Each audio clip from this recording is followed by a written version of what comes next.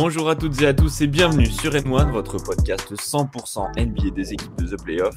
En cette période de post-season, on revient sur les matchs de playoff et aujourd'hui, on va se pencher sur les équipes qui ont été éliminées. Comme toujours, je suis en compagnie de Madame Irma. Et oui, puisque pour la première fois, un de ses pronos est passé. C'est notre fan des Knicks. Comment tu vas, Yaya ? Écoute, ça va très bien. Première fois depuis que tu es là, et comme ça fait pas très très longtemps que tu es avec nous, bon, c'est normal que tu sois pas habitué. Mais je l'ai pas dit il y a quelques semaines, je l'ai dit il y a quelques mois. Oui, les Timberwolves vont faire du sale. Ouais, et justement, notre deuxième chroniqueur aujourd'hui est sûrement moins content de ce résultat. C'est Elian. Comment tu vas, Elian ? Bah, écoute, malgré la défaite, ça va quand même super et je suis content d'être avec vous encore une fois. Ouais, et Yaya, tu interviens aussi sur le pod NFL Tailgate. Pour les fans de foot US, vous avez également le podcast D1 Elite une fois par semaine. Pour les fans de baseball, vous avez le podcast MLB avec First Pitch. Et pour finir, chaque week-end de Grand Prix, vous avez votre rendez-vous F1 avec Warm Up.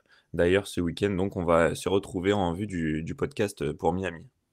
Ouais, Ouais, je vais juste rajouter notre ami Flav avec son équipe, notamment Julien et Wake, vous prépare également des choses pour la saison 2 LF avec les Paris Musketeers, dont on a appris qu'ils allaient jouer une grosse partie de leur match à Bondoufle. Donc, n'hésitez pas à aller voir nos amis des Paris Musketeers, c'est toujours sympa et The Playoff sera là-bas très régulièrement.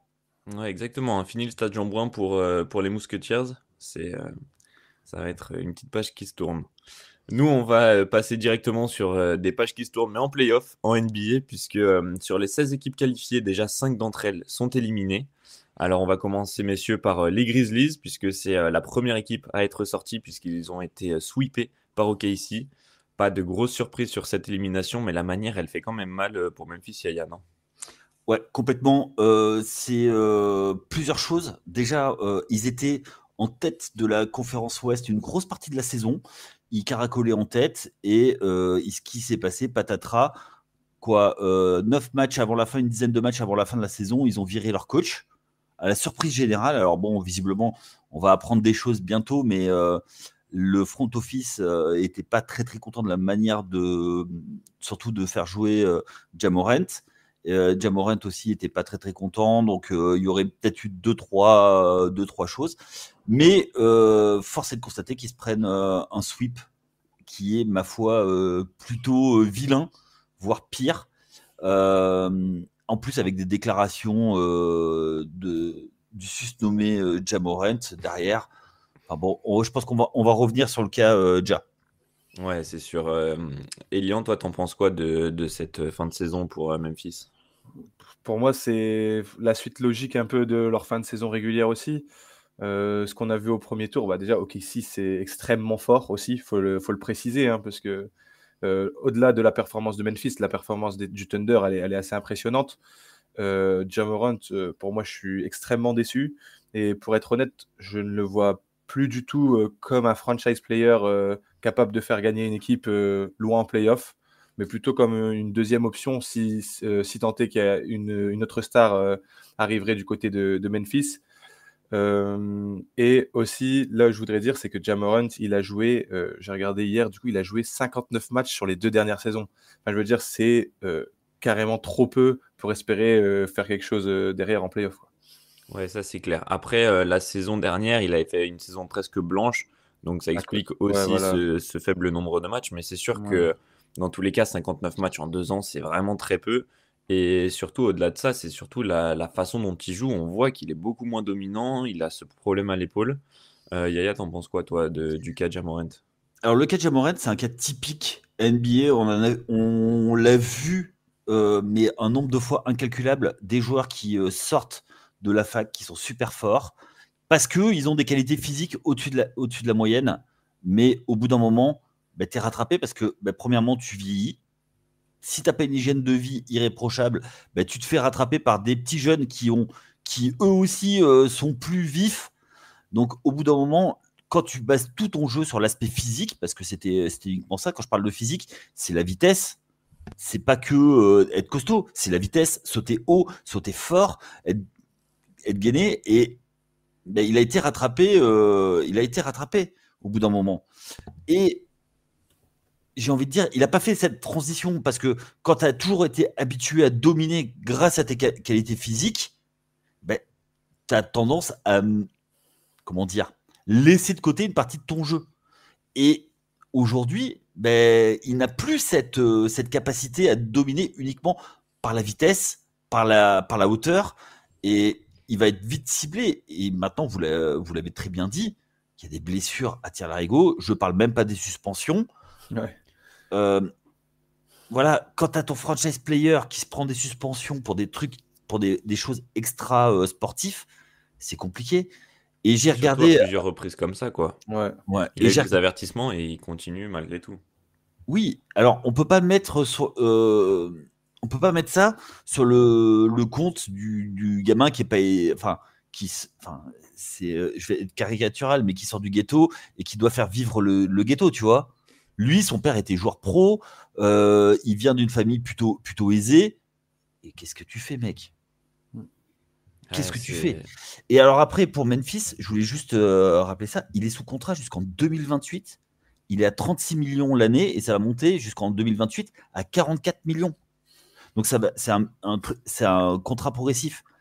Mais du coup, j'ai regardé aussi, tu as Jaren Jackson Jr., il lui reste que 2 saisons. Donc tu vas faire quoi? Donc tu as une méga star, Ja Morant, mais qui déçoit. Tu as Jaren Jackson Jr. qui est là depuis longtemps, mais qu'il va falloir reprolonger. Tu as Desmond Bane aussi qui a un gros contrat qui a 42 millions. Tu peux pas avoir les trois. Donc tu vas être obligé de choisir. Et qui c'est qui est bankable dans les trois? Le problème, c'est que celui qui est le plus bankable, c'est celui qui a le plus petit contrat. Et donc tu auras moins de contrepartie derrière. Donc tu vas te retrouver avec tu vas être obligé d'assumer le contrat que tu as donné à Ja Morant, ou alors, j'ai envie de dire presque le brader. Tu vas être obligé. Justement, tu me lances bien, puisque ma question suivante, c'était quelle suite un meneur de jeu, qu'est-ce que tu veux? Je suis pas un pivot comme Elian à squatter la balle. Comme tu le disais très bien, Jaren Jackson Jr., pour moi, c'est clairement celui qui a pris les rênes de l'équipe, entre guillemets, d'un point de vue de son leadership, mais aussi de sa défense, et il s'est beaucoup amélioré offensivement. Mais du coup, est-ce que, selon toi, Yaya, les Grizzlies devraient bâtir autour de Jaren Jackson Jr. et trader, pourquoi pas, Ja Morant, puisqu'on sait qu'il pose des problèmes, qu'il a des blessures, et que son niveau est plus si haut que ça? T'as écouté ce que je viens de te dire, 44 millions, il finit à 44 millions. Alors ok, le cap, il va augmenter tous les ans. Mais tu vois, je pense qu'il y a beaucoup d'équipes au hasard comme Miami, on va en parler après, mais qui se cherchent une star. Est-ce que d'autres équipes pourraient pas tenter le coup Ja Morant, puisque justement, ils pourraient le récupérer pour un petit peu moins que sa valeur d'il y a 2 ans, et du coup tenter un gros coup? Moi, je pense que ça se tente de trader Ja Morant, mais le truc, c'est que en fait, en prenant Ja Morant, c'est aussi un risque. En fait, c'est soit tu te retrouves avec un contrat des plus pourris de la NBA et on en reparlera dans des années, soit le mec arrive à se réinventer et à redevenir un joueur fort. Hier, je voyais aussi passer un truc comme quoi les GM de NBA, les scouts, ne mettaient plus du tout Ja Morant dans une discussion top 10 des meilleurs joueurs NBA. Donc ça prouve bien que sa valeur est en train de descendre. Donc je pense que c'est peut-être le moment ou jamais pour le trader pour Memphis, plutôt que de se retrouver avec un joueur qui galère avec les blessures ou avec les suspensions et dont la cote descend complètement et qu'on finit par, comme l'a dit Yaya, par brader, quoi. C'est clair, mais moi justement, je trouve que c'est justement le meilleur moment pour tenter le pari de Ja Morant, puisque je pense que là, ces suspensions, si jamais il sort du contexte des Grizzlies, qu'on le met dans un nouveau contexte où il sera certainement plus cadré, etc., et ben on peut pourquoi pas essayer de le relancer. Et au vu du talent qu'il a, etc., moi je pense que ça peut toujours être un bon joueur. Et après, c'est sûr que c'est un pari, ça gagne ou ça perd, mais je pense qu'il y a des équipes qui ont besoin d'une star, qui doivent bouger, et donc pourquoi pas le tenter? T'es pas d'accord, Yaya? Moi, je suis pas du tout d'accord. En fait, le problème, c'est que tu as un contrat de 4 ans, ça veut dire que tu vas tout miser et tu tapes 4 ans de Ja Morant, quoi. Et effectivement, je suis d'accord, contexte, une institution forte qui va le tenir, mais il y a qui pour ça? Il n'y en a pas beaucoup. Bah, Miami. Effectivement, oui, Miami, parce que Pat Riley, et que Pat Riley, c'est le seul qui met toute la mafia floridienne sur le dos pour l'empêcher de sortir et qui est capable de le séquestrer. Mais enfin, ils peuvent pas accueillir toute la misère du monde, hein, Miami non plus, hein, tu vois. Alors, moi, je trouve que le contrat, en fait, ils ont re-signé sur un potentiel, et le problème, c'est quand tu as un potentiel, c'est compliqué, quoi. Ah, le potentiel, Et il est là j'ai pourtant, mais c'est et j'ai sûr peur que, que. tu vois, ça soit un peu comme ta carrière au foot, tu sais, les croisés, quoi. Eh oui. Et Lyon, tu voulais t'exprimer à nouveau? Non, mais moi, Non? je reste sur cette position, sur ce Ouais. que je viens de dire, hein. C'est que c'est peut-être le moment ou jamais. Et comme tu l'as dit, c'est un pari. C'est soit ça va être un des contrats les plus pourris, soit ça va être une super bonne chose pour l'équipe qui va l'accueillir, si tant est qu'il y a un transfert. Ouais. Mais du coup, Yaya, toi, si tu trades pas Ja Morant, qu'est-ce Ouais. que tu fais? Est-ce que tu cherches un nouveau coach? Parce que donc c'est Tuo Masizalo qui avait pris la suite de Tyler Jenkins. Est-ce que tu lui fais confiance? Parce que oui, il s'est fait sortir 4-0, etc. Mais bon, il a récupéré l'équipe à 2 semaines des playoffs. Il y a quand même un contexte particulier. Ils ont étudié le coach, et s'ils l'ont mis ici, c'est que s'ils ont coupé le coach, c'est qu'il y a des raisons. Donc, en fait, ce qu'il faut, c'est d'abord revenir à la base. Quand tu parles d'un projet, tu reviens toujours à la base, et quel est ton objectif? On sait que là, la fenêtre de tir, du coup, pour Memphis, ça va être compliqué. Ils sont bloqués avec le contrat de Ja. Ils ont Jaren Jackson Jr. à re-signer dans l'été, parce que sinon, il sera free agent l'année prochaine.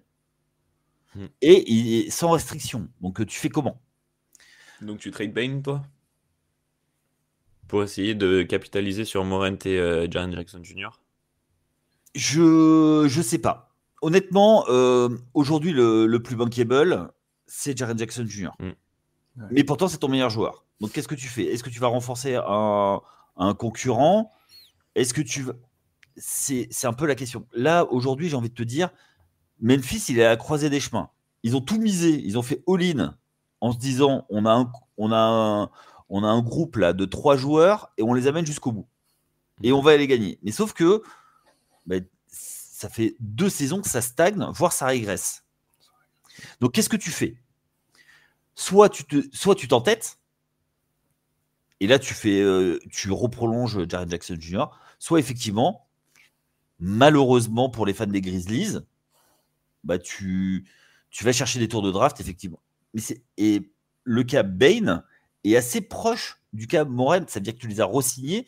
Ils sont tous les deux sous contrat aux alentours de 40 millions pendant 4 ans encore. 3-4 ans. Donc en fait, les deux, ils te bloquent un truc. Donc c'est des contrats qui viennent juste d'être signés. Donc à trader, c'est extrêmement compliqué. Soit, en fait, j'ai envie de te dire, si tu arrives, tu vas tâter le terrain sur les coachs. Si tu arrives à trouver un coach qui va remettre de l'ordre, il y en a un paquet là qui sont disponibles. Oui. On a Mike Malone. Mike Malone et Mike Budenholzer. Mike Brown aussi. Ouais. Je serais un peu plus nuancé sur Brown. Et j'ai envie de te dire, là où ils sont, ils n'auraient pas ces 2 contrats, je te dirais, allez, on bazarde tout, on va chercher des pics et on repart de zéro. Ah, carrément. Ouais. Et tu bazardes tes joueurs. Mais là, le problème, c'est que tu as 2 contrats, ils sont quasiment intradables. Ouais. Qui c'est qui va, même un contender, donc une équipe, est-ce que tu as un joueur là qui va te faire changer de dimension? Après Desmond Bane, moi je trouve que dans plusieurs équipes, il irait bien. Par exemple, Orlando, ils ont besoin de shooting ou quoi, ça pourrait être pas mal. Oui, mais sauf que est-ce que tu crois que Orlando, qui doit re-signer, on va en parler tout à l'heure, qui doit re-signer Banchero très vite, va se mettre un contrat de 40 millions sur 4 ans? Ça, c'est sûr que le tarif fait mal. Elian, t'en penses quoi, toi? Moi, je pense que si Memphis peut essayer de garder Jaren Jackson Jr. Parce que pour le coup, lui, il est d'une constance assez irréprochable en réalité. On voit que c'est un bon professionnel et qui travaille chaque année, qui progresse chaque année. Je pense qu'on peut essayer de garder Jaren Jackson Jr. Et dans ce cas-là, trader Ja Morant et Desmond Bain et reconstruire quelque chose autour de Jaren Jackson Jr. Pardon, et peut-être un effectif un peu plus complet, un peu moins, avec un peu moins de stars, mais qui peut faire quelque chose à l'Ouest, qui peut faire quelque chose à l'Ouest avec un bon coach, quoi. C'est pas des stars quand même. Enfin, Ja Morant, Non. c'est une star, mais Desmond Bain, c'est pas une méga star, quoi, tu Non, vois. c'est pas une méga star. Mais ce que je veux dire, c'est en gros, t'enlèves Ja Morant, t'enlèves Desmond Bain avec, et tu reconstruis un nouveau backcourt avec un bon coach. Et Jaren Jackson Jr., t'espères qu'il continue sa progression. Parce que on a oublié de dire un truc, c'est que Memphis, c'est pas un gros marché. Ça veut dire que pour pour les free agents, c'est compliqué. Ouais. Non, mais à coup de trade, en vrai, là, tu peux quand même capitaliser encore sur Ja Morant, je pense, cet été, et sur Desmond Bain. Ils ont quand même encore une cote qui est assez intéressante. Moi, je pense que il y a encore, ils ont une saison de plus à faire. Après, si ça marche pas, bah tu bazardes et il restera plus que 3 ans sur les contrats. Donc 3 ans, ça fait du quoi, du 120 millions avec l'augmentation du cap. T'as toujours une équipe qui tentera. Après, si on vient de voir pour un des deux, Ouais, à l'écoute, quoi. ouais. Donc, je pense que c'est plutôt dans ce sens, plutôt que de dire voilà, mes joueurs sont disponibles, bah venez et puis on discute, quoi. Okay. Pour terminer sur le cas, donc Yaya, toi tu dirais, t'attends de voir si t'as des offres, mais sinon tu bouges pas. T'es bloqué. En fait, les contrats te bloquent. Ouais. Ok. Et Lyon, toi? Moi, j'aurais tendance à regarder dès cet été pour pas me retrouver après sur des années de galère, quoi. Ok. Dans tous les cas, tu auras des années de galère. Le truc, c'est quoi? C'est est-ce que tu fais tes années de galère plus vite et tu pars, soit tu tentes le run. Après, là, on va voir si OKC, ils sont jeunes, machin, ils vont faire une dynastie. S'ils font pas de dynastie, ou d'ici combien de temps, tu vois? S'ils font une dynastie, tu es bloqué. Tu sais qu'eux, ils vont dominer pendant 4-5 ans la conférence Ouest. Toi, tu as le temps de reconstruire tranquillement et pour essayer de prendre la suite après.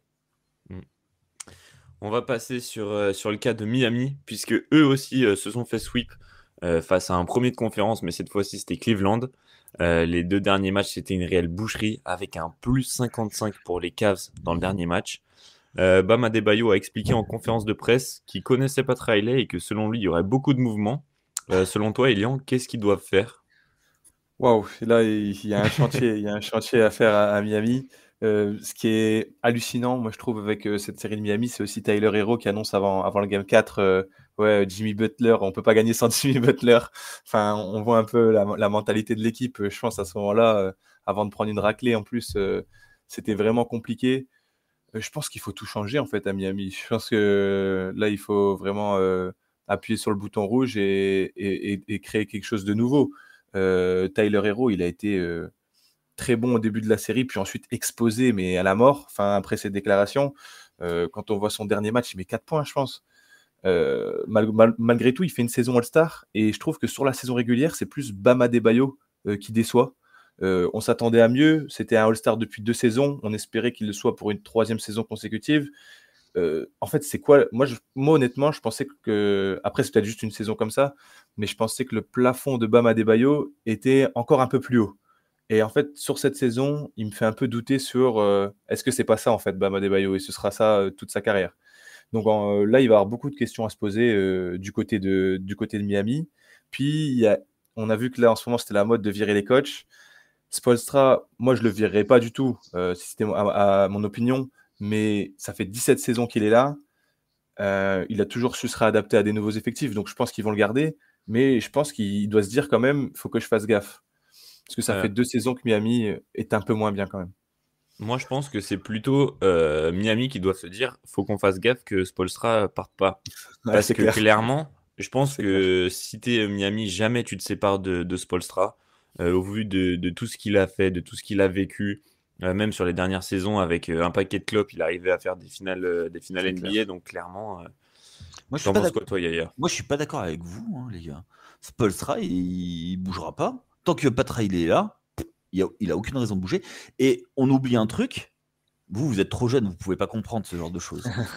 Mais il doit être reconnaissant envers Miami aussi. C'est-à-dire qu'il a été installé contre vents et marées. Ouais. Il a jamais été reconnu à sa juste valeur. Et là, justement, c'est parce que quand il fait avec deux Twix et il t'arrive à monter une équipe pour aller en finale. Mais surtout, le gars, faut pas oublier que quand il a divorcé, Miami a dit non, on ne signe pas ton extension. Finis ton divorce. Ouais. Et après, on fera de l'extension parce que sinon, elle va te prendre la moitié. Tu vois, pas travailler, il connaît les bails, tu vois. Oui. Mais après, en fait, ce que je veux plus sérieusement, je pense que oui, Miami a besoin, mais c'est pas l'équipe qui est pour moi la plus en danger. Premièrement, ils sont dans la conférence Est, où avec rien, tu peux te qualifier en playoff. Là, ils sont 10e. Alors qu'ils sont dans la conférence Est, quoi. Oui, mais regarde, il y a eu le drama de Jimmy Butler. Ça fait 3 saisons qu'ils sont play-inables. Mais les autres années, ils étaient jamais loin du top 6. Ils sont capables, justement, coach Spoelstra est capable de mener un effectif et de créer des joueurs. Parce que regarde, une fois qu'ils partent, ils sont plus capables. Bien sûr. Mais même Bam Adebayo, Tyler Hero, c'était pas des très hauts choix de draft. Et c'est tout le front office, la direction de Miami qui ont réussi à les faire progresser à ce point-là. Alors, sur le cas Bam Adebayo, je pense que c'est un joueur typique Kentucky. Il a été formé à Kentucky par comment il s'appelait Calipari, coach Calipari. Il a été mis en avant et c'est le gars qui est une deuxième option. Point. Et quand il n'y a pas une grande star à côté de lui, il sert beaucoup moins. Parce que quand tu as un Jimmy Butler, son joueur qui va défendre sur lui va toujours regarder Butler. Et lui, là où il a été bon, c'est dans le playmaking. C'est-à-dire que même si c'est un 5, il fait tour de contrôle depuis le poste haut, tu vois, depuis la tête de raquette. Et là, il est bon, tu vois, pour les hand-off, pour après orienter le jeu. C'est clair. Je trouve que son handle, il est bon. Puis il fait quand même 3-4 passes. Il fait quand même 3-4 passes par saison de moyenne. Oui, et même, je trouve, et encore, moi je trouve qu'il fait des avant-dernières passes qui sont extrêmement bonnes. Et c'est un défenseur élite. Bien sûr. Malgré son manque de taille. Et il te rapporte c'est entre 18 et 20 points toutes les saisons. Donc, je pense que lui c'est pareil. C'est un gars qui est valuable. Mais il lui faut une grosse star à côté. Et le problème, c'est que Andrew Wiggins qui est arrivé dans le trade, le gars, il est un peu perdu pour le basket, quoi. Est-ce qu'il a encore envie de jouer réellement? Clairement. Mais là, tu ramènes une star ou un joueur qui est capable d'exploser. Tu parlais de Ja Morant. Moi, j'aimerais bien voir des pick and roll, Ja Morant, Bam Adebayo. Moi aussi, c'est pour ça que je l'ai évoqué d'ailleurs. Ou un Duncan Robinson ou un Tyler Hero qui est en catch and shoot s'il y a une aide, tu vois. Mais c'est ça. Moi, en fait, tu vois, j'imaginais. Hein. C'est ça. Et justement, moi, je pense qu'il devrait apporter une star. C'est pour ça que je l'ai évoqué tout à l'heure. Mais en plus, ils ont quelques assets. Ils ont quelques premiers tours de draft. Ils ont des gros contrats. Expirant même, il me semble, donc ça peut intéresser pourquoi pas des équipes qui veulent se reconstruire ou quoi. Et c'est pour ça qu'en fait, moi je trouve que avec justement Memphis, ils pourraient créer un package autour de Ja Morant, pourquoi pas, en mettant, je sais pas, Andrew Wiggins. Puisque on sait Memphis, ils ont besoin d'un poste 3. Andrew Wiggins à Memphis, mais mon Dieu, mais t'aimes pas Memphis ou quoi? Non, mais justement, et leur donner des premiers tours de draft avec ça, pourquoi pas un Duncan Robinson pour matcher les salaires, etc. Et je trouve qu'au final, on donne des premiers choix de draft à Memphis. Memphis, en plus, ils ont Scottie Pippen Jr. qui est en train de vraiment progresser, etc. Et si l'objectif de Memphis, c'est pas forcément de gagner tout de suite, parce que on est d'accord, je pense, sur le fait qu'ils ont clairement pas l'effectif pour. Pourquoi pas essayer ça, quoi. Ils sont pas si loin, Memphis aussi, hein, tu vois. On en a parlé, mais tu vois, ces deux équipes, Et en fait, ils sont sur la ligne de crête. Ouais. Ça peut pencher Lequel- d'un côté ou de l'autre, mais du coup. Et Ouais. voilà. Mm. Et Miami, après, tu vois, avec le Godfather, tu vois, le parrain. Mais c'est pour ça, Mendebayo, il dit le connaissant, ça va bouger. Pourtant, on sait que depuis les dernières années, ils ont raté un paquet de trains, Ouais. notamment celui de Damian Lillard, celui de Kevin Mais- Durant. Durant. Alors, non, mais Damien Euh, Lillard, c'est parce que Portland n'a pas voulu faire le trade. Oui, parce qu'ils n'ont pas donné assez, ils voulaient pas se séparer Non, de Tyler Hero, etc. Mais moi, je non, pense que. c'est surtout, excuse-moi, Ouais, Adrien, c'est ouais, pas de souci. surtout parce que Damien Lillard a dit à la franchise je veux Miami, qu'ils l'ont envoyé ailleurs. Ouais, je pense pas que Portland était enfin, voulait à ce point-là faire du mal à Damian Lillard. C'est C'est plutôt. pas du mal, c'est juste du pur ego. Non, tu vas aller là. Non, c'est nous qui choisissons, mec. Ok, moi je l'avais pas vu comme ça, mais ouais. Mais du coup, sur le fait de laisser passer les trains, on va dire, est-ce que pour vous, justement, et au vu de la déclat de Bam, est-ce que ça veut pas dire qu'en interne, il se prépare quelque chose de gros Elian? Bah, en fait, moi, je pense que Miami, il va falloir à un moment qu'ils disent OK, on est capable de lâcher Tyler Hero, par exemple. Enfin, il faut pas croire que toutes les équipes vont accepter les choix de Miami ou les petits joueurs de Miami. OK, on te met Kelly Ware, on te met des. Enfin, c'est des bons potentiels, c'est des bons joueurs, mais il y a un moment, il va falloir accepter de lâcher un peu de la star pour avoir aussi une superstar ou une star dans son effectif. T'as Je pense. oublié, t'as oublié une chose. Pat Riley a des vidéos compromettantes sur Ouais, toute la ligue. c'est vrai. Donc t'as Ça oublié aide. ça. Non, mais blague mise à part, je suis d'accord avec toi. Mais Miami, encore une fois, enfin, Tyler Hero, c'est un peu le même cas que Ja Morant et Desmond Bane. Hein. Mm. Mais d'ailleurs, moi je le trouve pas mal similaire à Desmond Bane. Ouais, Tyler Hero dans le jeu, dans son scoring, moins etc. bon Mais c'est défenseur. clairement pas. Oui, bien sûr. Moins Bah, bon il défenseur. est, il est moins taillé. Desmond Ouais. Bane, c'est vraiment une boule de muscle.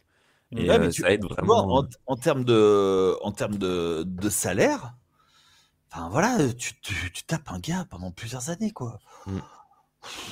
Je suis C'est pas. clair, mais après, de toute façon, maintenant, j'ai l'impression que tous les contrats explosent, que même des bons role-players, ils touchent maintenant des 10-15 Mais, millions la saison. mais justement, Tyler Hero, en fait, c'est un gars qui est fait pour être role player. Il a un contrat de deuxième option. Ah, je te trouve dur quand même. Moi, je pense que ça peut être une troisième, voire deuxième option s'il continue de se développer, mais Non, je mais te trouve dur quand même. Mais c'est sûr que son salaire, non, par contre, est beaucoup trop élevé. je te parle pour être dans une équipe qui vise le Gagne. titre. Championne. Ouais, Ouais. ouais, ouais, ouais. Tu Ouais, peux, mais moi, tu vois, je tu pense peux que pas. ça peut être une deuxième option selon comment il se développe. Ah, Mais c'est Deuxième sûr option. que à l'heure Deuxième option, mais actuelle, jamais. mais pas à l'heure Jamais. actuelle. Pas à l'heure actuelle, mais Ah non, mais attends. Deuxième option, quand tu vois une équipe dont on va pas parler aujourd'hui, mais Medix, ta deuxième option, c'est Karl Anthony Towns. Ouais. ouais, c'est sûr. Et ils visent même pas ils peuvent même pas viser le titre avec ça. Juste un truc, la deuxième option à Boston, C'est Jalen Brown ou Jason voilà. Tatum, ça dépend. Oui, non, mais c'est sûr. Non mais C'est sûr. t'imagines le truc? Mm. Ouais, c'est là. C'est au Taylor- mieux une meilleure troisième option. En fait, c'est au Ouais. mieux de sa carrière, ce sera une bonne troisième option. Dans Je pense. une équipe qui vise un titre, Ouais, troisième voire quatrième. ouais. Et pour ça, il va falloir en plus, vous l'avez dit, il défend pas. Non. Il défend pas assez. Donc si tu veux, Miami, il voulait pas le laisser partir pour rien. Mais du coup, il a profité, il a pris un gros contrat, mais waouh. Donc pour terminer sur Miami, vous feriez quoi vous cet été, Yaya? Tu bougerais pas toi? Ah si, il faut bouger. Ouais. Tu es obligé de bouger. Mais comment je sais pas. Alors déjà, l'avantage, c'est que tu es à Miami. Oui, Donc pour faire venir des joueurs, c'est plus facile. c'est clair. Surtout quand on a aussi un super bon coach, ça joue aussi. Et il y a beaucoup Oui. de joueurs qui veulent Et être puis sous les ordres de ce la coach. Floride, je crois que c'est un peu comme le Texas où t'as pas d'impôt sur le revenu. Hein. Alors il me semble qu'il y en a moins effectivement, mais je sais pas s'il y en a pas ou quoi, faudrait vérifier. Je crois que c'est très très faible. Mais ouais. Bah, c'est un État républicain hein, d'un autre côté. Hein. Et Lyon, t'en penses quoi toi? T'es Oui, d'accord aussi, il faut pareil, bouger pour faut une star? bouger, faut bouger, même si ça va être, encore une fois, ça va pas être facile. Mais comme tu disais, Spoelstra, en fait, ce qui est bien, c'est que il a prouvé qu'il savait emmener loin une équipe un peu composé de briques et de broc, mais par le même moyen, il a aussi prouvé qu'il sait rendre des superstars championnes, tu vois, quand il y avait Dwayne Wade, LeBron James. Donc en fait, il peut attirer tout type de joueurs, je pense. Et du coup, je pense que le coach, c'est vrai que ça peut être le coach plus la ville, ça peut faire quelque chose pour attirer des bons joueurs, ça c'est sûr. Ok. Et on le voit pas, mais Raph est habillé comme deux flics à Miami. Hein. Absolument Avec, pas. avec le costume, J'en et peux les plus de tes grosses fake news. J'en peux plus de tes fake news, vraiment. Bon, on va rester en Floride, mais cette fois-ci, on va parler d'Orlando. Eux, ils ont essayé de montrer les muscles face à Boston, mais ils ont subi. Ils ont quand même pris un match, mais en face, c'était clairement trop fort. La question, elle reste la même.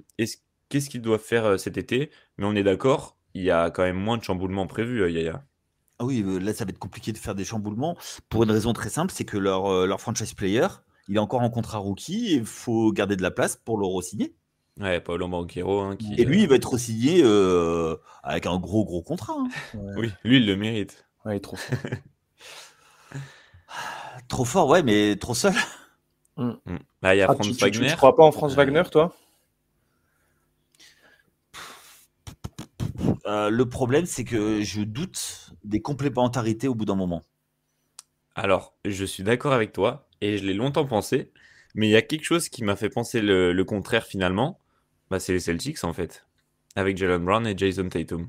Parce Ouais. que eux aussi, longtemps, on a dit, ah, mais c'est deux postes 3 en soi, ils se marchent dessus, etc. Et au final, ils ont été champions. Alors, clairement, l'effectif, c'est clairement pas le même. Ouais.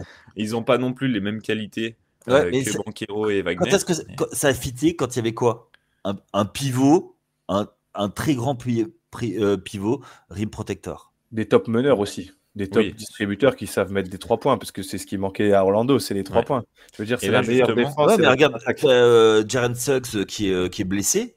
Ouais. Je pense que, tu vois, il aurait été cette saison, ils n'allaient pas en play-in. Hein. Ouais, Ah, mais c'est vrai. clairement. Mais c'est vrai. sûr que là, mais tout au long de l'année même, Banchero s'est blessé, Franz Wagner s'est beaucoup blessé, Mo Wagner s'est beaucoup blessé, Ah, il y a eu des Jalen galères. Suggs aussi. Donc clairement, est-ce que vous me rejoignez sur le fait que, à part ajouter un ou deux shooters dans l'effectif, il n'y a pas grand-chose à faire? Ouais, faut retenter, je pense. Faut retenter avec cette équipe.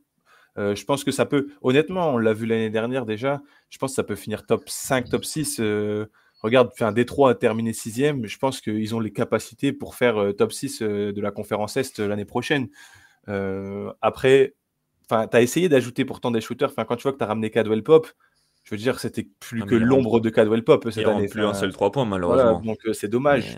Mais, Et il y avait pas mal de blessures, comme on l'a dit. La saison a été hyper compliquée. Si on se rappelle bien aussi, début de saison de Paulo Banchero, le mec, il est en mode MVP, quoi. Il en fout 50, je sais plus contre qui. Donc, j'aimerais bien voir une saison complète de cet effectif, en fait.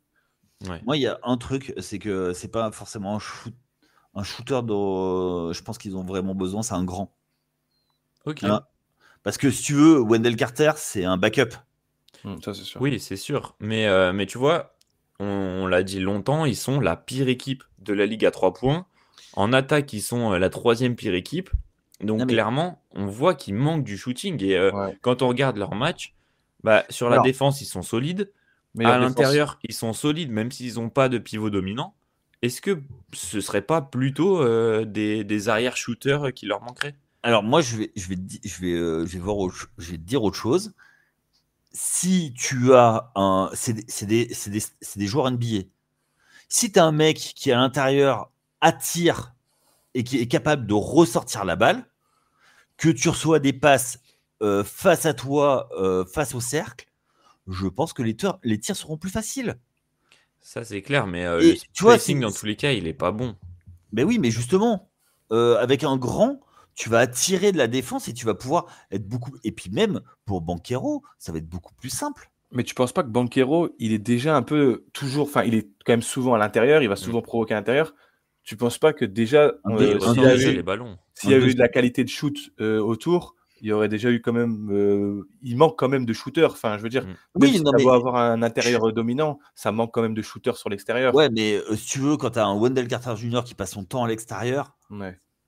tu vois, Moi, je l'adore en plus ce joueur, hein, tu vois. Mais justement, je trouve que le fait qu'il passe son temps à l'extérieur, ça peut créer de la place pour Banchero pour des drive and kick ou quoi. Ouais.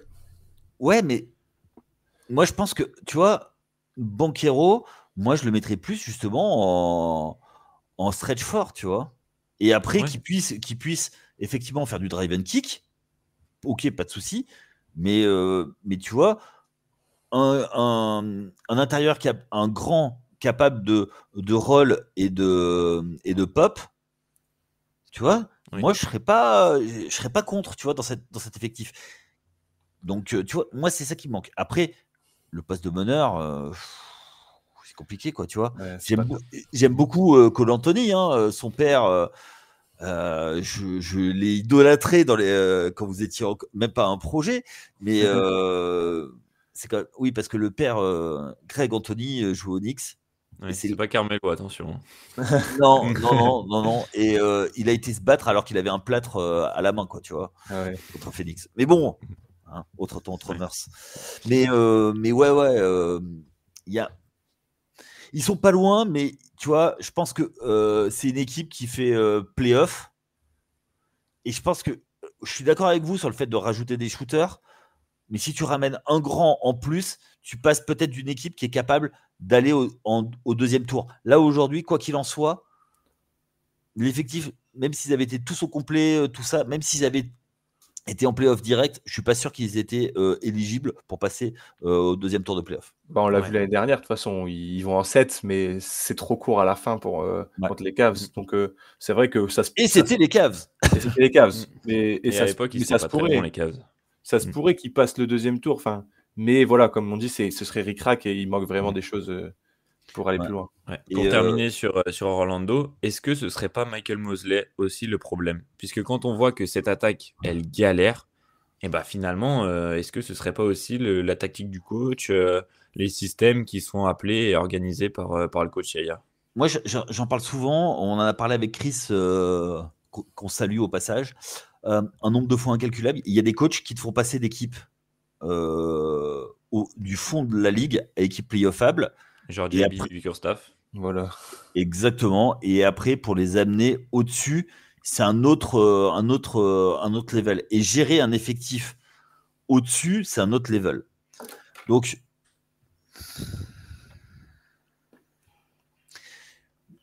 je peux, une saison de plus.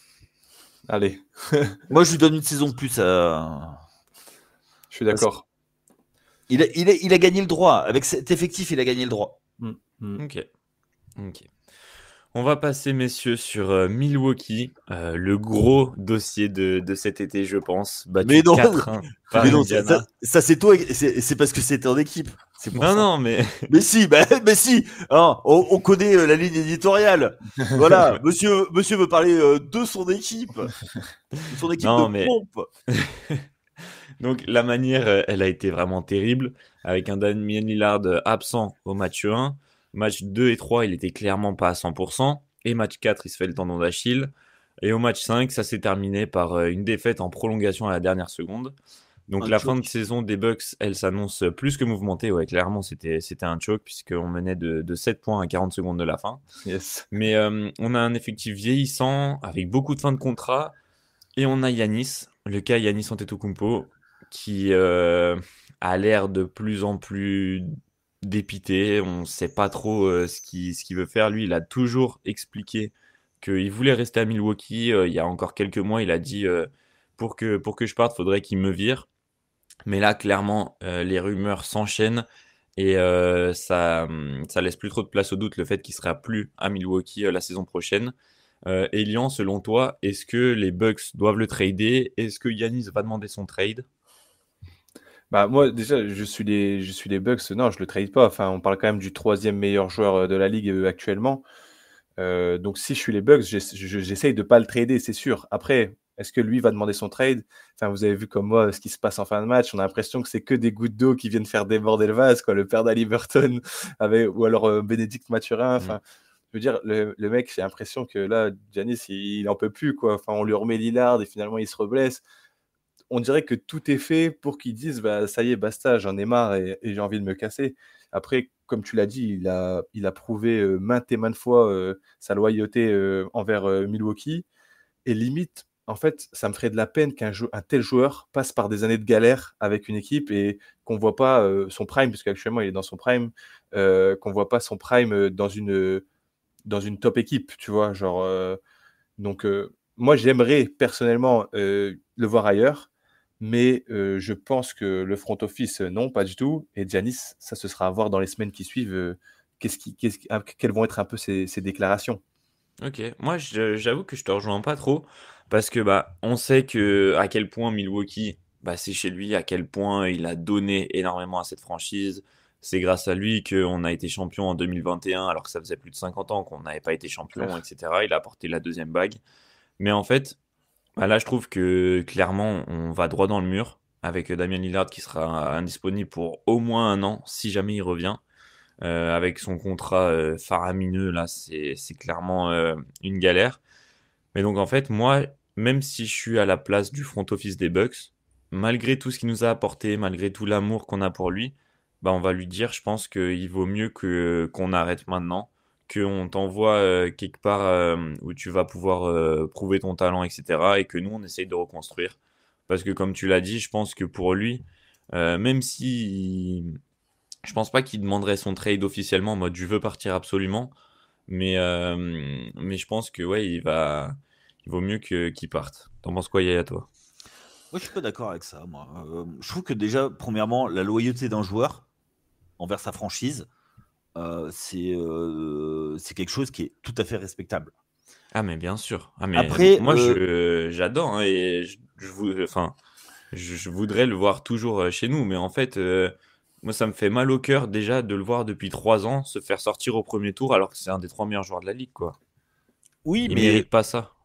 il mérite pas ça, mais en fait, il paye aujourd'hui le titre.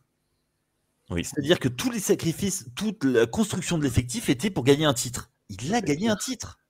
C'est clair. Combien de joueurs, aussi forts soient-ils, n'ont pas de bague? Ah mais bien sûr. Tu vois, regarde, Joel Embiid, il a joué solo, il a fait une saison pour aller gagner son titre de MVP. Derrière, rien. Là, ils ont construit un effectif, ils ont été lui chercher les joueurs pour le coach, ils ont eu un objectif, et ben ils l'ont eu. Après, derrière, ben, tu payes ça.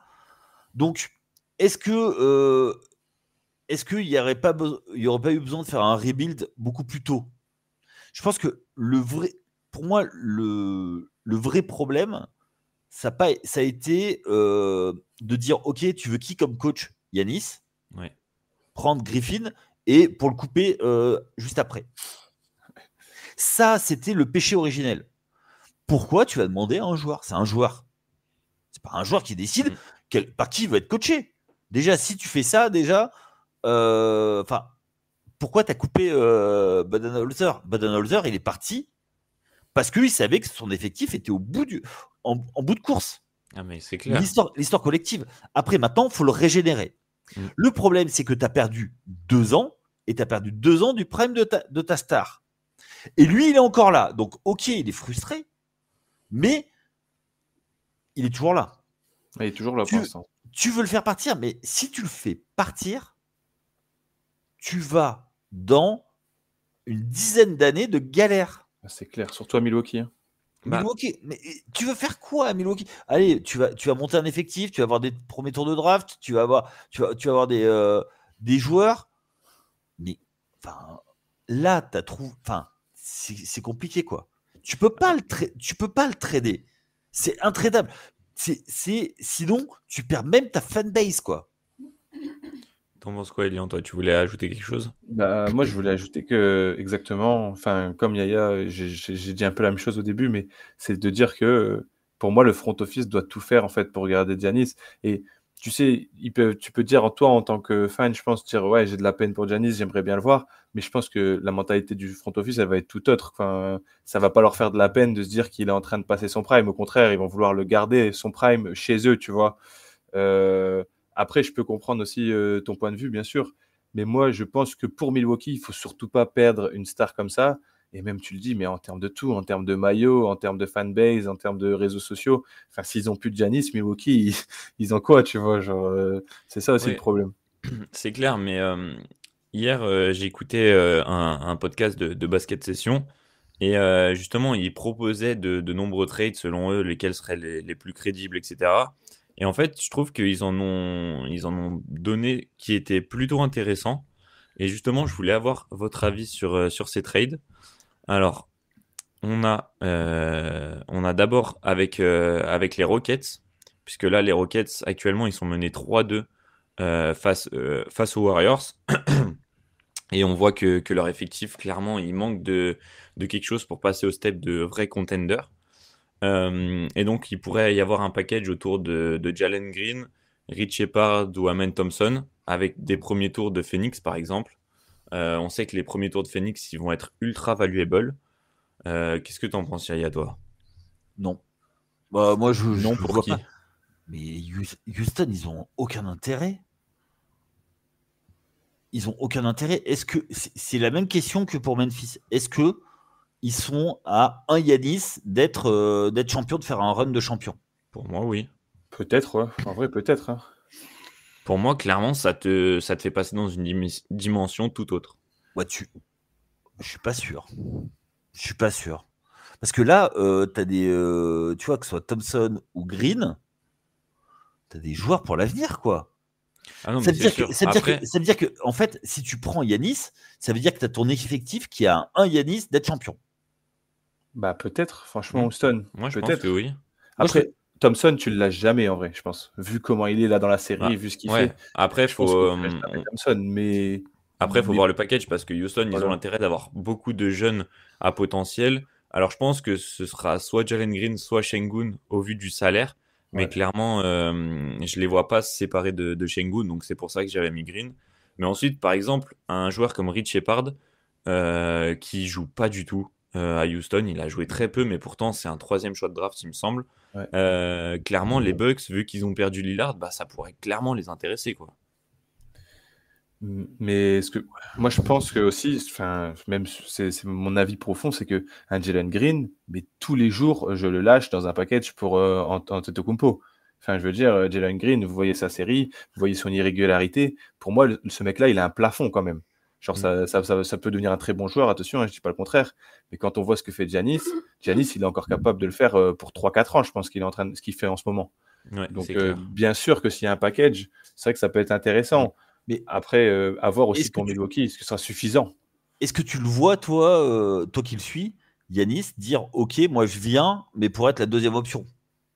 Mais ce sera pas la deuxième option. Ah non, ce sera la première option. Bah oui, Yaya, quand même. Mais tu te rends compte, Bah, Yaya, de qui on parle là, enfin, Oui, oui, non, mais Non, mais c'est vrai que je trouve que on dirait que tu le quand sous-estimes déjà. ouais, je te bah, moi, trouve dur avec lui. Ouais, pareil.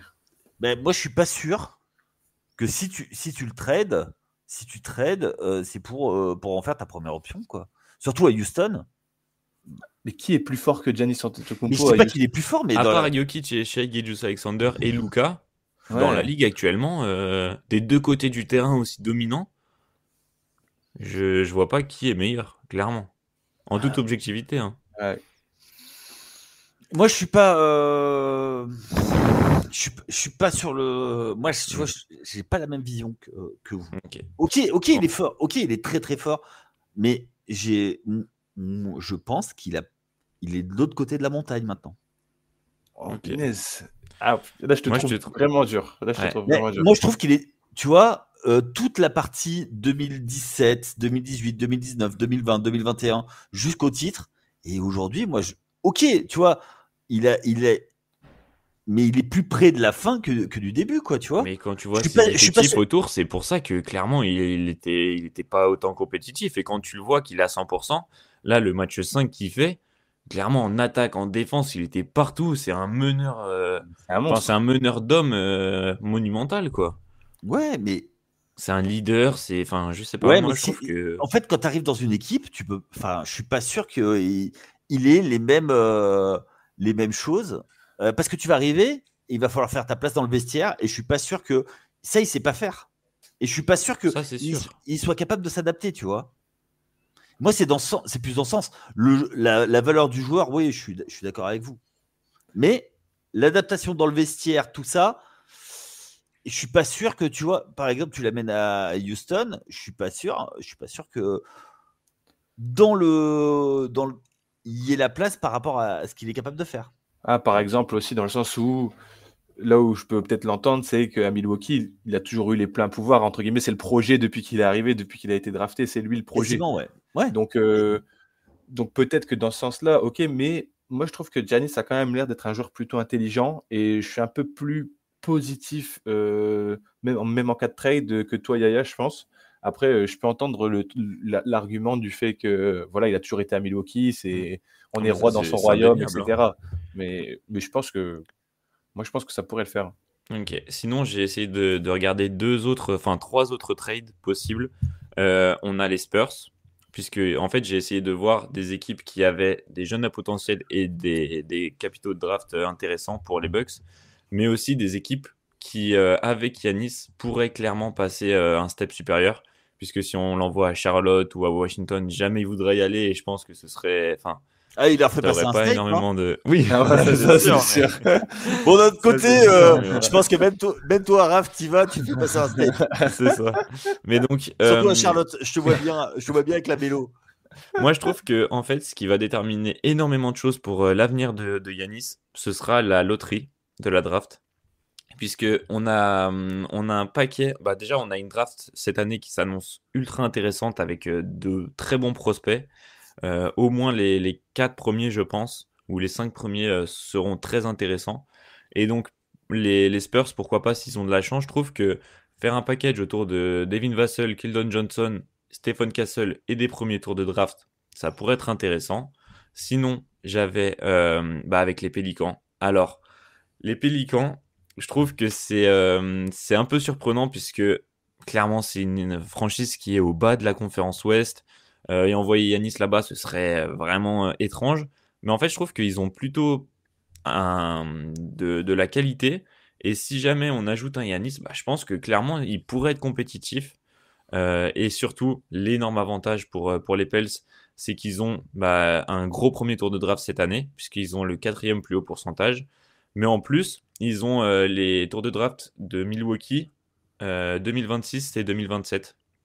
Donc clairement, ça pourrait être intéressant. Et ensuite, je termine par OKC. Alors, c'est super surprenant puisque clairement, s'ils sont champions, jamais, jamais ils le feront. Mais par contre, s'ils se font sortir en demi de conf face aux Nuggets ou aux Clippers ou alors en finale de conf, moi je pense qu'ils pourraient essayer de trouver un package. Et là, niveau jeune à potentiel et tour de draft, ils ont aussi énormément de quoi faire. Et on pourrait imaginer un package autour de Isaiah Hartenstein. Pourquoi pas soit Chet Holmgren, soit Jalen Williams. Et un Nikola Topic, par exemple, toujours pour en revenir à avoir un meneur jeune à potentiel pour remplacer Damien Lillard.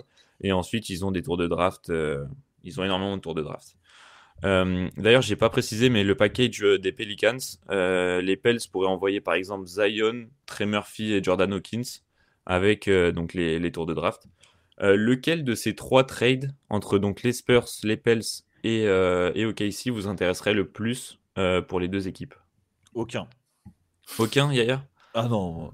Enfin, je vois pas OKC bouger pour Yanis. Même s'ils se font sortir et qu'ils voient qu'il manque encore quelque chose. Je suis pas sûr que ce soit dans l'ADN de Presti. C'est ça.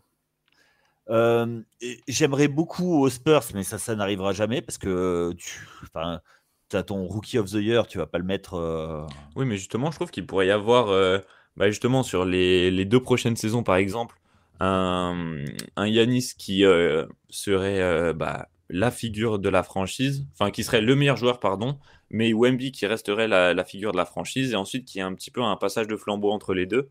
Et je pense que ça pourrait tellement matcher entre ces joueurs-là que moi, j'aimerais beaucoup voir cette association-là. Et pour les Bucks, je trouve qu'il y a clairement un package intéressant aussi.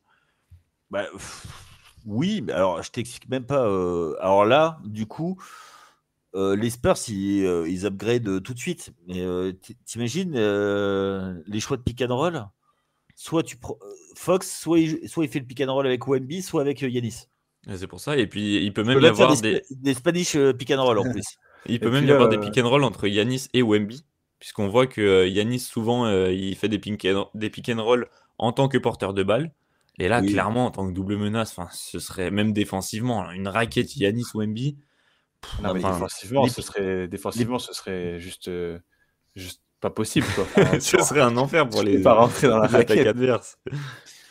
Ouais, mais là, derrière, putain, tu prends tes joueurs à côté, compliqué, Ouais. quoi. Hein, parce que là, tu te bloques et tu as intérêt à gagner tout de suite. Hein, parce que tu as 3 joueurs. Enfin, tant que Wemby est contrat rookie, faut que tu gagnes, quoi. C'est clair.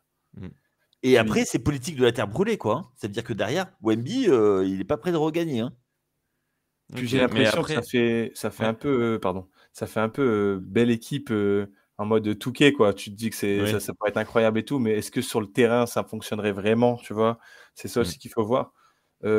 Par rapport à OKC, je suis d'accord que c'est pas trop la politique d'OKC justement de casser une dynamique de reconstruction pour aller au titre, etc. Enfin, ils ont attendu tellement de temps que je les vois pas forcément d'un coup le faire, mais c'est vrai que ça pourrait le faire. Enfin, Bah, ça en pourrait fait, être l'élément manquant pour aller au titre. ouais, mon argument, moi, sur OKC, c'est que on connaît Sam Presti, il veut garder ses tours de draft, il veut garder ses jeunes à potentiel, etc. Mais en fait, on a vu avec Westbrook, Harden, KD, que bah, ils ont fait ça, ils ont attendu, ils n'ont pas fait de gros moves instantanément. Et au final, ils ont laissé passer la fenêtre. Et après, ils ont dû trader tout le monde. Et donc, ils repartent sur une reconstruction. Et je pense que clairement, bah, cette fois, si jamais ils perdent là, cette année ou que c'est un petit peu, on voit qu'il leur manque quelque chose, bah moi, en fait, je vois pas pourquoi est-ce qu'ils tenteraient pas justement un all-in un petit peu. C'est clair. Et de toute façon, là, ils vont devoir donner un gros contrat à Chet Holmgren et à Jalen Williams parce que tous deux, ils sont en contrat rookie. Et clairement, dans tous les cas, il faudra payer un de ces gars-là. Donc, si jamais, moi, je pense qu'ils préfèrent dire par exemple Chet Holmgren. On sait que tu es ultra talentueux, tu as beaucoup de, comment dire, de potentiel. Mais je pense qu'ils préfèrent dire, bah Yanis, on sait ce qu'on a. On sait que pour les 2-3 prochaines années à venir, bah, ce sera un des tout meilleurs joueurs de la ligue, des deux côtés du terrain. Donc clairement, moi, je ferai all-in comme ça. Mais t'es Ouais, pas on d'accord, sait... toi, Yaya? Non, Je te parce que vois hocher la tête. tu sais ce que tu as à Milwaukee. Dans un autre contexte, tu sais pas. Regarde, Damian Lillard, quand il arrivait chez toi, tu disais, oh, nickel. T'as Oui, vu mais comment il a il eu était du mal. beaucoup plus vieux que C'est pas le même Yanis. joueur. Ouais. C'est pas le même joueur. Ouais, En mais défense, on savait que c'était un plot. Enfin, il y a quand même. Là, on Tu parle d'un vois? double MVP d'ailleurs. On parle d'un oui, double et MVP qui est encore dans son prime. d'un champion olympique de triple saut. Non, mais il est incroyable, le Giannis Antetokounmpo. On dirait que tu en parles depuis qu'on parle des Bucks comme si c'était Mais un ouais. joueur qui n'avait pas encore prouvé dans la ligue. Enfin, le mec est Si, encore. il a prouvé, mais moi, je pense qu'il est plutôt sur la phase descendante que ascendante. Mais qu'est-ce qui te fait dire ça? Regarde ses stats, Ouais. c'est encore un des tout meilleurs joueurs de la ligue. Mais parce que tu l'as dit, il n'y a rien autour. Il est obligé de stater. Mais il n'y a rien autour, mais justement, avec rien autour, c'est un des meilleurs joueurs de la ligue. Vraiment, Ouais, et je puis. te rejoins pas trop là, Yaya. Ouais, moi non plus. Vous avez le droit, mais moi, enfin, tout le monde le sait que c'est pas un joueur que j'apprécie. Ouais, bah, beaucoup. on a compris. On a compris, cru ouais. comprendre. Et après, tu vois, je reste dubitatif dans l'apport qu'il peut amener dans une autre franchise. Mais Ok. je suis d'accord avec vous, hein, c'est un top joueur. Je suis pas sûr qu'il soit dans les 50 meilleurs joueurs de l'histoire malgré tout, mais voilà, donc Ouais. Après, si on devait revenir sur les Spurs, par exemple, pour terminer un petit peu sur ce chapitre Yanis, la raison aussi pour laquelle j'ai créé un package comme ça, oui, ça fait un petit peu faire les Spurs un all-in. Sauf qu'en fait, on les voit dans les rumeurs, apparemment, ce serait pas la piste privilégiée, mais ce serait un des front office qui serait le plus agressif sur Kevin Durant, etc. Bah, clairement, moi, je trouve que Yanis apporte beaucoup plus de certitude que Kevin Durant parce qu'il est plus jeune, parce qu'il est encore meilleur des deux côtés du terrain, parce que c'est plus un leader, c'est plus un meneur d'hommes. Donc, clairement, tu vois, moi, c'est aussi pour ça. Ça, je suis d'accord. Et par contre, peut-être que le fit avec Kevin Durant en termes d'équilibre en attaque, il est Ouais. peut-être plus intéressant. Mais Oui, il a sur plus le de fait shoot, que mais Giannis est carrément plus un leader et plus dans son prime que Kevin Durant, là, je suis d'accord avec toi. Bon, on va passer sur la dernière équipe qui a été éliminée. Et c'est les Lakers. Tu l'avais prédit, Yaya. Bravo. Félicitations. Résultat beaucoup plus surprenant quand même, puisque même si donc tu les voyais se faire sortir, 4-1, je trouve que c'est vraiment très dur comme résultat, surtout quand on voit la physionomie des matchs. Là, les Lakers, quand on voit le 4-1, on a l'impression qu'ils se sont fait largement dominer, puisque Milwaukee et Orlando se sont fait sortir 4-1 eux aussi, et clairement, c'était pas du tout les mêmes séries. Mais le fait est que là, les Lakers se sont fait sortir. Il devrait pas y avoir de gros chamboulements, mais clairement, on voit que l'effectif, il était quand même un peu mal construit du fait du trade de mi-saison de Luka. Après le match, on a des journalistes qui ont demandé à LeBron de quoi l'équipe avait besoin. Et il a répondu. Anthony Davis a demandé un poste 5 et une semaine après, il s'est fait trader. Moi, cette déclat, je la trouve un petit peu lunaire. Yaya, qu'est-ce que t'en penses, toi? Pourtant, c'est ce qui manque aux Lakers. Ouais. Ah oui, non, mais le problème, fait qu'ils disent ça, est-ce que ça veut pas dire un petit peu soit une incompréhension, soit une rancœur de la part de LeBron envers le front office? Oui, mais attends, c'est bon, il va pas découvrir ce qu'est la NBA. Hein. Les Lakers se sont réouverts une fenêtre. Alors là, clairement, ce qu'il a manqué, c'est qu'en fait, ils n'ont pas eu de bol parce que c'est la pire match-up qui pouvait leur arriver. Ouais. Et on a vu d'ailleurs avec Rudy Gobert qui faisait une mauvaise série. Là, il plante un 24-20, il me semble, cette nuit. Donc, clairement, le poste 5. 27-24, pardon. Ouais, c'est ça. Oui, mais parce que enfin, il a puni le small ball. Il a été servi, tout simplement. Ouais. Voilà. Et voilà. Et je pense que c'est un ajustement. C'était un ajustement voulu par Chris Finch. Ouais. C'est-à-dire que tout le début de la série, on va pas te servir. T'inquiète pas, tu défends. T'inquiète pas, t'auras ton match. Et le match est arrivé. Donc, tu vois, je pense que c'est surtout JJ Redick qui a payé pour apprendre cette année. Ouais. En playoff. C'est un excellent coach. Je trouve qu'il a fait un très bon travail en saison régulière. Là, complètement. Et là, tu vois, il lui a manqué. Il s'est fait outcoacher par Chris Finch. Grave. Et par rapport à la tactique. Mais ça vient aussi de la construction de son effectif. C'est sûr, il a tenté des coups, mais. Qu'est-ce qu'il avait comme option? Il a été obligé de jouer petit pour contrer le jeu des.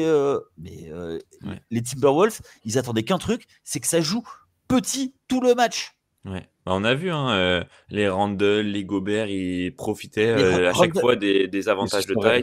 Randle, c'est même pas un grand, tu vois. C'est un 4. Mais pourtant, qui s'écarte beaucoup. Et il Nasrid aussi. Ah oui. Ils ont tous profité de ça. Le secteur intérieur s'est régalé, hein, franchement. Mais plus pour revenir sur cette déclat de LeBron, moi je la trouve vraiment lunaire, quoi. Tu le dis, il va pas découvrir maintenant comment marche la NBA. Donc pourquoi sortir cette déclat-là, quoi? Mais je pense que surtout que c'était une opportunité des Lakers. Quand tu as l'opportunité de prendre un joueur générationnel comme Luka Doncic, tu t'en fous du package. Non, mais ça, je suis d'accord. Mais je te parle de la déclat de LeBron, quoi. Tu vois, parce que il a vu aussi que ce qui manquait, c'était un intérieur. C'était pour pouvoir avoir de la flexibilité sur les tactiques. Oui, mais pourquoi dire ça? Dire le fait de demander, ça fait qu'on est tradé. Tu vois? Mais non, moi, c'est ça qui me surprend le plus. C'est que même l'année dernière et il y a 2 ans, le problème des Lakers, c'est que depuis 2 saisons, ils ont aucune autre alternative que de jouer petit, de jouer small ball. Et il veut changer. Et en gros, il dit maintenant, il faut qu'on s'adapte il faut qu'on fasse la NBA qu'on joue à la NBA 2024. C'est-à-dire que effectivement, être capable de jouer skills ball, mais avec des grands qui sont capables de jouer. Et ramenez-moi un grand capable de jouer. C'est quoi ton avis, toi, Elian, sur cette déclat? Sur la déclat, déjà, faut le dire, les gars, LeBron, dès qu'il se fait sortir de playoff, il est habitué des déclarations what the fuck un peu, tu vois. Genre, l'année dernière, il disait quoi? Il disait, ou il y a 2 ans, je sais plus, il disait, je vais prendre ma retraite, mais personne ne le saura, je vais la prendre comme ça, tu vois. Et en fait, à chaque fois, il ramène un peu la couverture sur lui, sur une déclaration.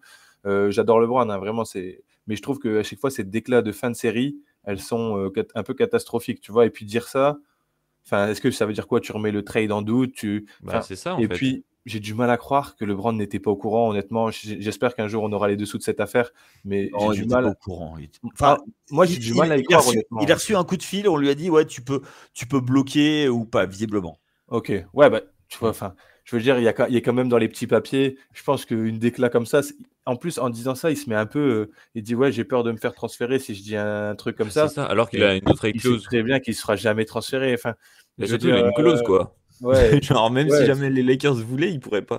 en fait, il se met à Donc, la hauteur d'un joueur Personne n'en normal alors branche. que c'est pas un joueur normal, quoi. ouais, Enfin, c'est vrai que c'est un peu et, lunaire, quoi. et pour la série, je trouve que JJ Redick, bah, entre guillemets, je suis hyper d'accord avec Yaya sur la saison régulière. Ce qu'il fait, c'est ouf parce qu'il y a des gros changements dans son effectif.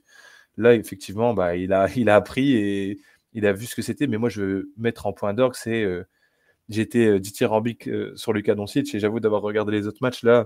Défensivement, ça a été une honte en fait. Ce qu'il a sorti Ouais. défensivement, faut le dire. C'est soit il n'était pas en forme, ou alors on sait, il y a des choses qu'on ne sait pas. Mais je veux dire, défensivement, il se faisait passer sur un dribble. La défense des Lakers devait essayer de cacher tout le temps les erreurs de Luka Doncic défensivement. Ouais. Et puis, dans le Game 4, ce qui était cool, il était à 20h30, donc c'était cool. 21h30, on a bien pu le regarder. Mais je veux dire, dans le Game 4, Luka Doncic, il fait des stats, hein, mais il galère à monter le ballon. Je veux dire, c'est pas fluide, c'est pas comme on a eu l'habitude de le voir. Et puis, dernière petite chose, c'est le petit clin d'œil, c'est que Rudy Gobert termine la série sur un match comme ça face à Luka Doncic. Je trouve que c'est un petit clin d'œil du destin qui est sympa, vu comment il s'en est pris plein la gueule l'année dernière en finale de conférence. Donc, franchement, félicitations aux Wolves qui m'ont épaté. Et même Shaq a dit qu'il Ouais, même Shaq avait dominé. Ah, Donc, ça me coûte de le dire. Hein. ouais, c'est clair. Mais franchement, félicitations Wolves parce que Mm. ils ont fait une superbe série, ils ont géré. Et puis Anthony Edwards dans le rôle de l'antagoniste des stars, c'est kiffant quoi. Ah ouais, mais lui, clairement, je trouve qu'il est Lui, en il veut train tous les mettre à la retraite. Hein. d'exploser. Ah, grave. Mais clairement, Kevin Durant l'année dernière, là, il se paye LeBron. Il a un Grave. tableau de chasse plutôt pas mal, le Edwards, là. Et puis, selon comment le Rockets Warriors se passe, il peut aussi se faire Jimmy et Curry. Donc, ça pourrait être pas mal. Mais le pire, c'est qu'il kiffe, hein. Il kiffe. Mais hein. oui, c'est ça. C'est ça qui est dingue. Non, mais après, je pense que, tu vois, JJ Redick, j'étais un peu dur avec lui, mais je pense qu'il a fait avec ce qu'il avait. Bah, c'est ça. En fait, il a tenté des coups, genre par exemple sur le match 4, de faire aucun changement de toute la deuxième mi-temps. Ah, mais ça, Bah, c'est une erreur pour moi. Ça, Pour moi, oui, c'est une là, erreur. oui. il perd le match là-dessus, mais sauf que à un C'est moment, clair, mais si ça premier passe, ace. ils sont quand même à rien de réussir ce pari. Et si ça passe, tout le monde dit que c'est un génie, quoi. Donc, Mais non, mais tu peux, enfin, non, tu peux pas. En fait, là-dessus, ah, tu mais vois, moi, je suis d'accord, je ouais, trouve que c'est une mauvaise idée. Mais mais après, à Ouais, un c'est moment vrai. ou un autre, il faut que tu aies un impact par le coaching. Et là, tu n'as pas d'impact du coup, puisque tu fais pas de changement. Tu vas pas mettre. Regarde, par exemple. comme tu dit peux- Jacques Monclar, ne pas coacher, c'est coacher aussi, tu vois. Ouais, c'est vrai. hein. Non, mais Ça peut.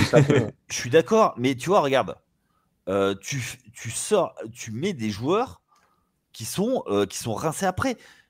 Tu mets un joueur qui va aller faire une faute sur, je sais pas moi, qui va déclencher une étincelle. Tu peux le faire, tu vois. Tu mets je sais pas, Rando, Vanderbilt ou quoi. Enfin, ouais, un gars voilà. comme ça. Et tu vois, un truc tout bête, Gobert, on sait que il faut pas que Gobert punisse. Ok, il a la balle poste bas, gros coup de saguet, flagrante folle, les esprits s'échauffent. Tu vois, ça fait un temps mort sans prendre de temps mort. C'est vrai. Parce que Donc, c'est vrai qu'il a pris beaucoup de temps mort fatigue, JJ Ouais, Redick. alors que tu vois, le coaching, ça sert aussi à aller chercher un match-up, aller chercher un truc, cacher un joueur, exposer clair. un joueur adverse. Tu vois, et bien là, tu te prives de faire ça. Puis c'était marrant parce que pendant le match, à un moment, Gobert, il était en train de dominer carrément. Il met un gros dunk et derrière, gros plan sur Hayes sur le vent, tu sais, en train d'être un peu dégoûté de pas jouer. Après, Jackson Hayes, je pense même quand il est Hayes- sur le ouais, terrain, je pense que Hayes est très limité et ouais. enfin, on peut se rendre compte quand on le voit jouer que même si c'est un grand, c'est compliqué de jouer avec Hayes en NBA il met des aujourd'hui. alley-oops, quoi, mais sinon. Ouais.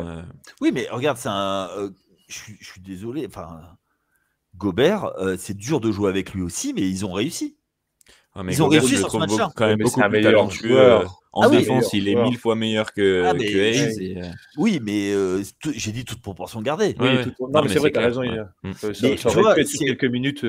Tu fais rentrer Hayes sur quelques minutes, il vient Mm. faire chier un peu avec sa taille, au moins, tu vois, au minimum. Ouais. Exactement. Et puis, tu sais, Donc, on sait les postes 5, ce que c'est. ouais, voilà. Voilà, sans les meneurs, ils sont rien. Donc, C'est ça. voilà. Qui c'est qui bloque au rebond? Qui c'est qui met les coups de saguet pour qu'ils prennent Ouais. tranquillement les rebonds tout seuls? Et après, Pour ter- ah ouais, j'ai pris 10 rebonds. Ah bah ouais, qui c'est qui a fait les box-out? Puis, Pour puis je trouve... terminer sur. Ouais, vas-y, Ouais. Non, Elia. mais je trouve que même LeBron, c'est d'éclat. Enfin, après, il s'en fout. Enfin, c'est LeBron, mais de dire, ouais, il nous manquait de poste 5.